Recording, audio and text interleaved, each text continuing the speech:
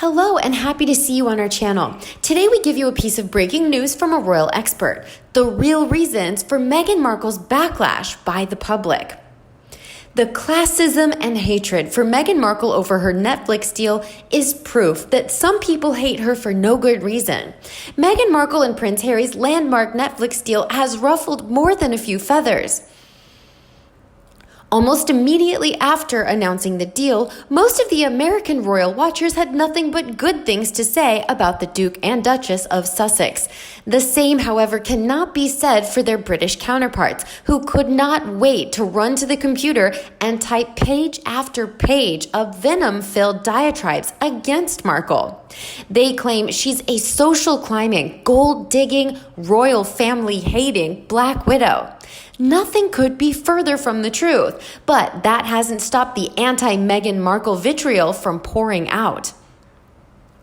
Piers Morgan still can't get over Meghan Markle turning him down for a date.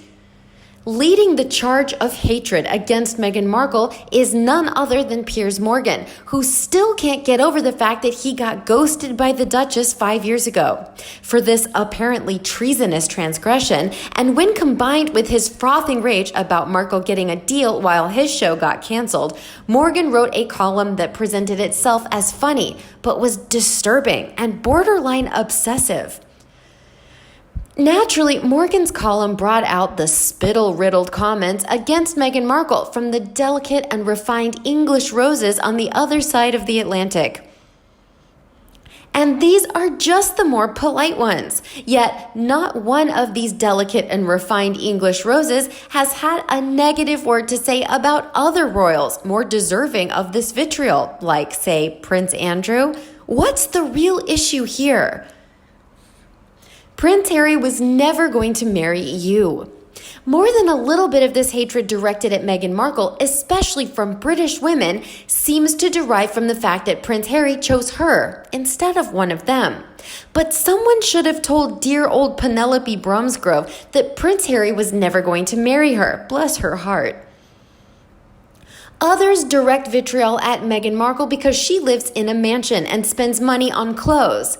In other words, she lives like a member of the royal family. Wow, the nerve. What were they expecting? Did they want her to wear tattered rags and confine herself to the scullery maid quarters? Or is luxury only reserved for the White Duchess and not the Black Duchess? And finally, some people are mad that Meghan Markle married a minor royal, that she had to be a social climbing gold digger, and that's the only reason she was able to bamboozle Prince Harry into marrying her. Never mind the fact that we've already discussed ad nauseum that the Windsors are viewed like the Kardashians in true royal circles. Never mind the fact that Harry is a grown man in his 30s and is well capable of making his own decisions without having to consult with a bevy of rancid crumpets named Penelope Bromsgrove. Kate Middleton was just as much of a commoner as Meghan Markle was, yet she had far more to gain by marrying into the royal family. Why then do we keep seeing videos like this? Most of these delicate English roses have nowhere near the vitriol for Middleton, whose mother, Carol, has a documented Kris Jenner-like obsession with social climbing, that they had for Markle, whose mother, Doria, happily lived in a humble and quiet life in a working-class suburb of Los Angeles until the Sussex moved her in with them. So I will ask once again, aside from marrying Prince Harry, who made clear he wanted to leave the royal family long before he met her, what did the Duchess of Sussex do that was so egregiously wrong that she merits this level of venom, hatred, and backlash? British people, especially British women, need to accept the fact that they hate Meghan Markle for no logical reason whatsoever. Their reasoning is rooted in racism, classism, and the long-defunct manifest destiny-like imperialism of the British Empire, and it all needs to come to an end. Another royal expert expressed a different opinion. Has Meghan Markle ever said in any interview that she loves Harry? I've never heard Meghan say that she loved Harry in an interview, but even if she did, I doubt she's aware of what loving someone else even means. Love requires making an effort to know someone else's wants, needs, and feelings, and to provide encouragement and support. It means that you take pleasure in your partner's happiness and try not to hurt them. I don't believe Meghan is capable of this. I've always imagined that Meghan has narcissistic personality disorder. I'm not diagnosing her. I simply believe that it's held strong all the way from the beginning of this debacle. In fact, I feel even more strongly about it today as even more events concerning Meghan have unfolded. Narcissistic personality disorder is characterized by extreme arrogance and self-absorption, like, for example, complaining that no one has asked if you're okay, against a backdrop of extreme poverty and violence, as well as a lack of empathy. The American Psychiatric Association says that people with NPD actually have low self-esteem and feelings of inferiority, but project displays of arrogance and vanity. Sound familiar? According to the Diagnostic and Statistical Manual of Mental Disorders, narcissists are unwilling to recognize or identify with the feelings and needs of others. Research shows that they have structural abnormalities in brain regions associated with emotional empathy. This certainly explains how Meghan is able to disconnect from friends and family so easily, without even a backward glance. Brain scans revealed differences between those with high narcissism and low narcissism. How a narcissist loves. Narcissists make great first impressions. I'm sure Meghan was no different. I've read that Harry was totally smitten with her by the end of their first date. Actually, according to that book by Scobie, he was smitten before they even met, when a friend showed him the photo below. She was well on her way to seducing Harry before they even had their first date. Like any good narcissist, she probably showed a lot of interest in him and charmed him with expressions of love, flattery, sex, and romance. Some narcissists love bomb their prey by overwhelming them with verbal, physical, and material expressions of love. I'm sure Meghan showed a lot of passion in the early stages of dating Harry, but for a narcissist, that passion is always directed at their own expectations and fantasies. It's a love not of the other person, but of themselves.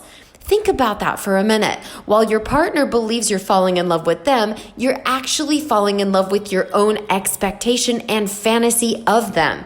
It's a supreme betrayal right from the beginning. So what's the payoff of being in a relationship? Why would a narcissist even bother? These relationships provide attention and sexual satisfaction that prop up the narcissist's fragile ego and self-esteem. For most narcissists, relationships are just a game, and the only goal is winning. Game playing is a perfect solution to getting their needs met and keeping their options open to flirt with or date other people. To maintain control, they avoid closeness and prefer to exert dominance and superiority over their partner. Again, I ask, sound familiar? If they marry, they usually get bored at some point and will do anything to avoid closeness. They become cold, critical, and angry, especially when they're challenged or don't get their own way. The challenge for a narcissist. Narcissists can't even see themselves clearly, much less other people. They only experience people as extensions of themselves, rather than separate individuals with their own needs, desires, and feelings. They simply cannot take in another person's reality, including that person's love for them. Worse still, narcissists' impaired emotional empathy desensitizes them to the pain they inflict. This is a big hurdle when it comes to truly loving someone. So I wouldn't put much stock in whether or not Megs has ever said that she loved Harry in an interview. I think words are irrelevant when it comes to Megs. It's her actions that count. After all, Meghan will never truly love Harry. She only wants him for her title, fame, and financial support. When he outgrows his usefulness or the next best thing comes along, she will discard him, like everyone else. Archie is her meal ticket, and right now she will not let him far out of her sight. I suspect things are not rosy in Montecito, and it would not be out of the question for Meghan to swoop in and get Prince Harry and Archie. There's a lot of news today about the royal family wanting Prince Harry to distance himself from Meghan and the Netflix deal and Diana musical. Apparently, Prince Charles has spoken to him as well as the royal family and is not happy about this. This may very well be the nail in the coffin for her. I guess time will tell. Meghan, through Scobie, has some very slanderous things about the royal family because, per their agreement, they need to review any commercial endeavors that Harry and Meghan take on. To me, this should be the last straw for Her Majesty the Queen and Prince Charles. Enough. Meghan is an absolute menace, and I'm really pissed that just Harry is responsible for dragging her into the royal family to begin with. She is an abomination and she needs to go. How about you? What do you think about the way Meghan Markle used Harry mercilessly in order to achieve her goals? Please let us know in the comment section below. Don't forget to like and share with your own followers. And as always, subscribe to our channel for all the latest news on the royal family, Meghan Markle, and Prince Harry right here. Thanks for watching, and we'll see you in the next video.